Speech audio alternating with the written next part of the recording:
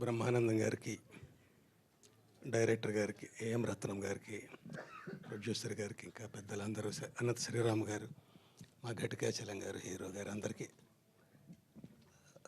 అనూప్ గారికి నమస్కారం అండి.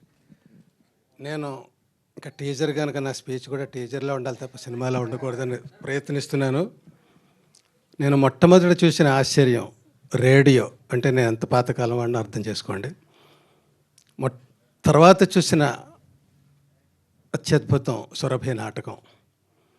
అవి చూసి పెరిగే మనం నాటకాలు ఆడాలనుకుని నాటక రంగానికి వచ్చాను. నాటక రంగంలో చాలా కృషి తర్వాత సినిమా రంగానికి వచ్చాను. తర్వాత అక్కడ కృషి తర్వాత షార్ట్ ఫిల్మ్స్ అని చేస్తున్నాను. ఈ షార్ట్ ఫిల్మ్స్లో నేను ఎంచుకున్నది ఏంటంటే, నేను నాటకాలు సినిమా రెండూ తెలుసు కాబట్టి ఆ రెండును మిక్స్ చేసి పావుగంటలో చెప్పాలి, అది టార్గెట్. అలా ఒక 70 సినిమాలు చేశానండి ఇప్పటికి. ప్రొడ్యూసర్గా, డైరెక్టర్గా, లీడ్ రోల్గా అట్లాగా. అంటే నాటకం అంటే నాకు ఎంత ఇష్టమో చెప్పడానికి ఇదంతా చెప్తున్నాను. ఇంకా నేను నాటకాన్ని వదిలిపెట్టలేదని చెప్పడానికి కూడా ఇది చెప్తున్నాను. మరి ఈ నాటకాలకి సంబంధించి మంచి మంచి సినిమాలు మనకు వచ్చాయి.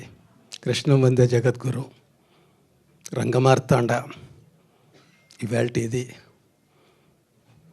ఏది దేనికదే చూస్తుంటే గ్రెడేషన్ అట్లా మన ఆశ్చర్యపరుస్తూ ఉంటుంది. ఈ టీజరే ఆ చివరి నుంచి చివరికి ఎలా చూడాల్సి వచ్చింది ఐమాక్స్లో లాగా. సినిమా కూడా ఇంతకు చాలా బాగుంటుందని ఆశిస్తున్నానండి. నాటకం ఎప్పటికీ నాటకమే, అమ్మ లాంటిది నాటకం. మనం ఎంత ఎత్తేదిగినా పెద్ద ఉమ్మడి కుటుంబంలో పిల్లలు ఉండొచ్చు, అమెరికా వెళ్ళొచ్చు, కలకత్తా వెళ్ళొచ్చు, యూరప్ వెళ్ళొచ్చు, ఎక్కడికైనా వెళ్ళొచ్చు. కానీ వాళ్ళందరూ కలిసినప్పుడు ఆ ఇంట్లో ఒక పెద్దమ్మ ఉంటుంది, ఒక నాయనమ్మ. ఆమె నాటకం. తల్లిని మర్చిపోకూడదనేదే నాటకం. నాటకంలోంచి పుట్టిన అనేక రూపాలే ఇవాల్టి కళారూపాలు. జై నాటకం, జై ఉత్సవం. ఆ తల్లిని గౌరవించినప్పుడే మనకు ఉత్సవం. Thank you.